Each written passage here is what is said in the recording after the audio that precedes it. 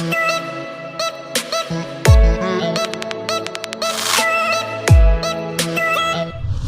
going on, you guys? My name is Rayge, and we are back today with an exciting video actually on my unlock a super scroll, but how I was actually able to do it free to play. And I'm hoping to share this insight with you folks because I have been getting asked quite a few questions on, how about did I go about this, and how was my farming and so forth. Where did all the teal gear come from?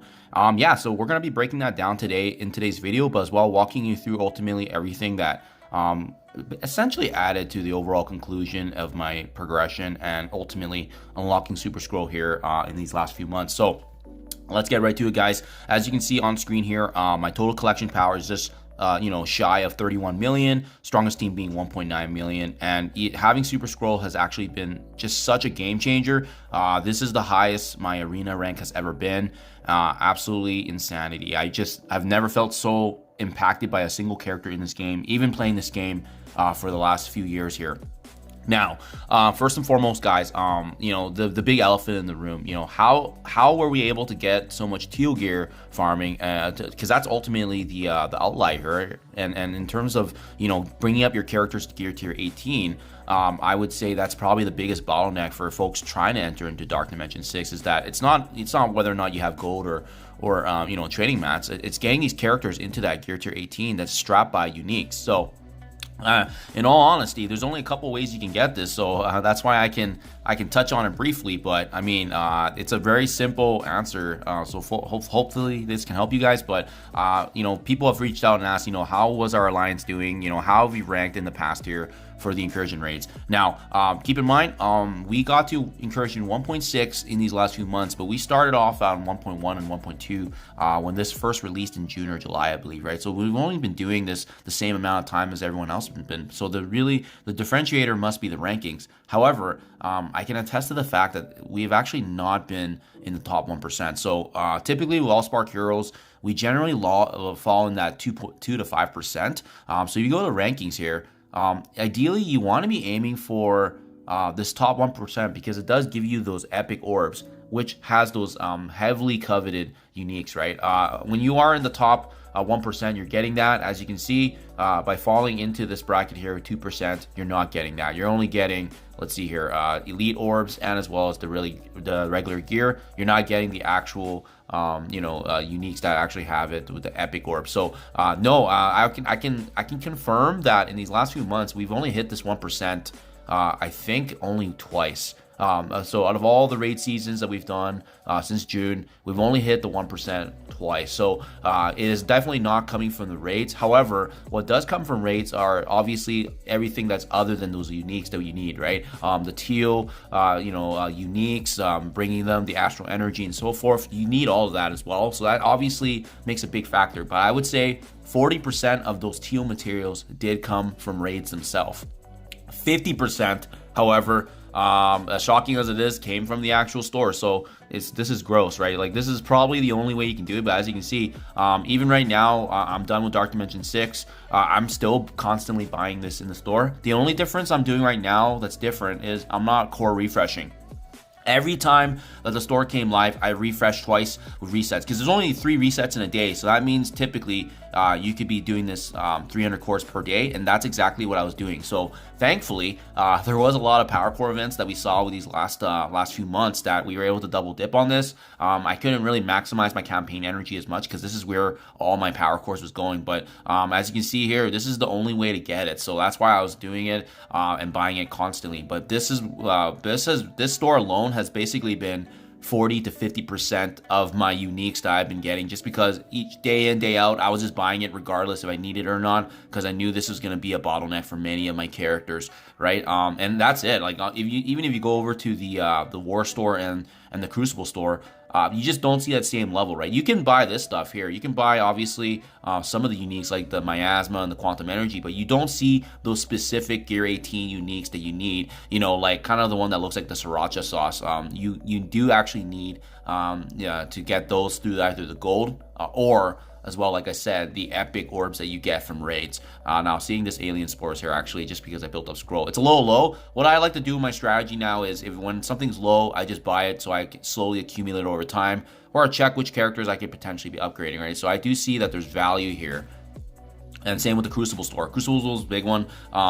Characters are obviously great, but at the end of the day, you want to be always gunning and taking a look and reviewing what materials are here. Unfortunately, again, it doesn't have those Gear 18 uniques. Hopefully they add it in the future, but as you can see with these commons, I'm in a pretty good position, so I don't typically use Crucible much anyway. So that's basically, that's the majority of it, guys. Lastly, 10% of it came from events and milestones. So, you know, stuff like if you're going through the milestones here, and this is what I love about the monthly event, is because by doing this now, they give you a really good opportunity here at the very bottom when you do go through finally the monthlies. I mean, these are full complete pieces, right, as you can see here, and then all relating to, obviously this is for Dr. Doom, this is tech here, so this is tech gear obviously, but these are full complete pieces that you can bring up your characters to gear tier 17 and 18. So obviously the monthlies have definitely helped as well. That's why you should be gunning for these if you can, especially if it's free to play and you're able to do it through the duration of a month. This is a big portion, right? That's 10%.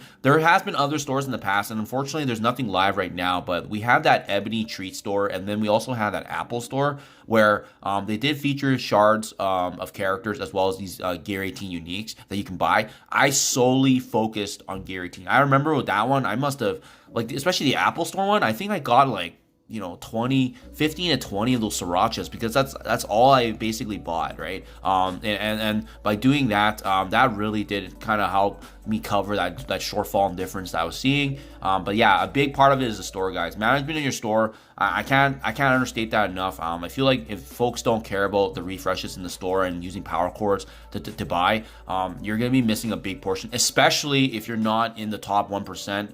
For, like I said, the incursion rates, as great as my alliance has been, we're not in the top 1% yet, right? And that's been definitely a huge bottleneck. They said they're extending rewards down and lower, but they didn't specifically say what would happen with the epic. So it's gonna be interesting to see how that gets modified as they change that ranking system. Number two, guys, reason for how I was able to unlock Super Skrull free to play was the investment in Apocalypse. And let me show you, I guess the proper clarification here is rather the lack of investment in Apocalypse, because as you can see, I still have my baby APOC. I reviewed all my materials and resources and gold, and as of this moment, even though I have unlocked Super Skrull and he's, you know, completely crushing it for my account, I do not have the materials and resources to bring all of my characters up for the apocalyptic saga. So Darkhold is the only exception, and that's why I've made a video guide on them. But other than that, what I've done here is I've added a heart to the majority of all the horsemen and strike characters related. And as you can see, the bulk of them are, in fact, level 85 at gear tier 16. So Darkhold is the exception, like I said, but I gotta bring up Spireweaver, Devpool, Death Seed. The only exception is Nemesis, so I didn't add a heart there. But as you can see, even Rogue, I think Red Hulk is the exception here out of the horsemen. Red Hulk and Morgan Le Fay are actually upgraded. Rogue, Archangel, still level 85.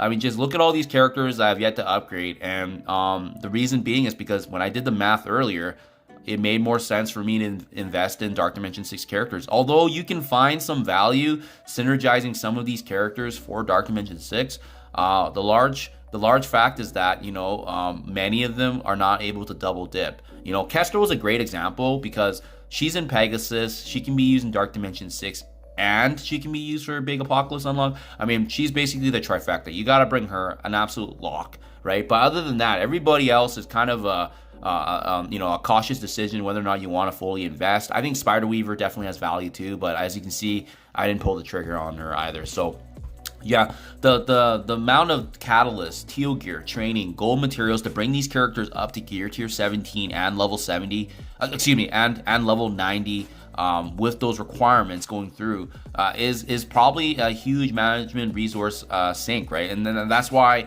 I didn't do it, because when I did the math here, it made way more sense for me just to go full on with the Dark Dimension 6 plan characters.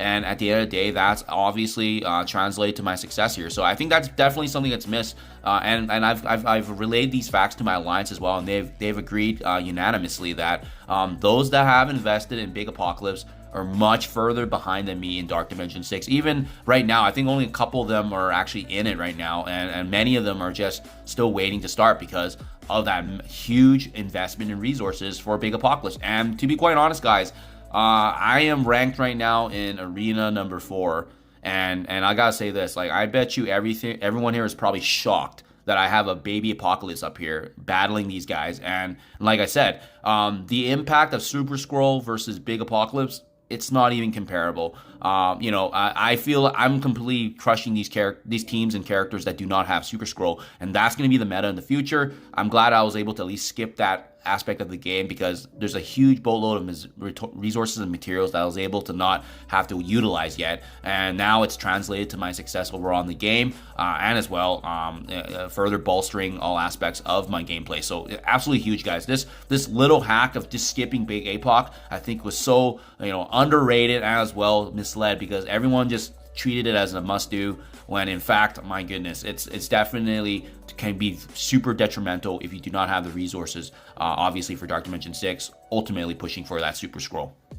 Now, last but not least, guys, final reason of my success in getting Super Skrull unlocked here is really Dark Dimension 6 character trait planning. I cannot stress this enough, guys. I studied this for hours. Like, it wasn't as simple as me just choosing characters I want. And by the way, I am all for it. If you guys just want to get through it in your own way, in your own method, your own favorite characters, I am all for that. But at the end of the day, this was something I was striving for. I was priding to be one of the first free-to-play players to actually beat Dark Dimension 6 and document it, but as well using Baby Apocalypse along the way, right? So I really wanted to make it a very successful reference, so for folks that are utilizing my resources and guides later on, they're gonna be able to see that it can be done, and it can be done efficiently. So that's why I spent so much time really calibrating and reviewing my roster. And as you can see here, this is the full set of characters and teams I used. And I can't stress this enough. It needs to be balanced.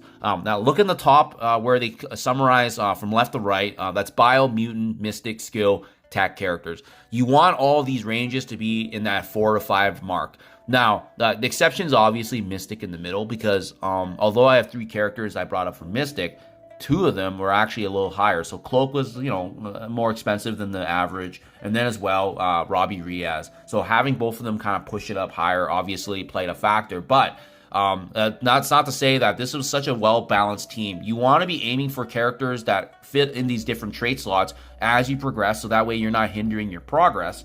And then lastly, you also want to balance between, do you want expensive characters that you need to bring up, or do you want cheaper, right? And that's why I want to, point to this infographic here, because Dark Dimension 6 planning has been much better now that Marvel Strike Force has implemented this tool. And again, it's on marvelstrikeforce.com. If you click on your account to your roster, there is a planner right there that you can implement. I'll put it in the link description below for you guys. I just don't know if it's going to link directly, but this is ultimately, a huge game changer for how you plan your resources, how you set up your characters. Because let's just say, for instance, you're unlocking and upgrading characters that are in the legendary stages. That's not a great planning idea, because you might be hindering your progress earlier on when you could already be making initial attacks in global and slowly, work on global. As you're working on global, you're upgrading cosmic characters. You wrap up global, you can start cosmic. As you're working on cosmic, you're upgrading city characters and so forth. I think many folks, like I said, there's no right or wrong way to play the game, but when you are unfortunately upgrading some of these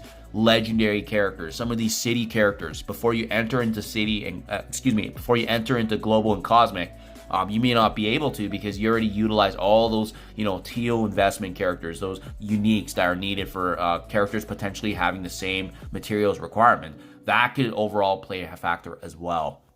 So obviously, the big, like I said earlier, the other obvious factor here is that this all ties back to your investment into Big Apocalypse, because what I said right now with the planning for how you upgrade your traits can also be tied back. Some of these bottlenecks could already be placed upon you if you already upgraded all those characters for Gear Tier 17, and as well as Big Apocalypse, that it might already be hindering you from the beginning. And that's exactly why the progress can be so different if you aimed to unlock Big Apocalypse first, then go for Dark Dimension 6.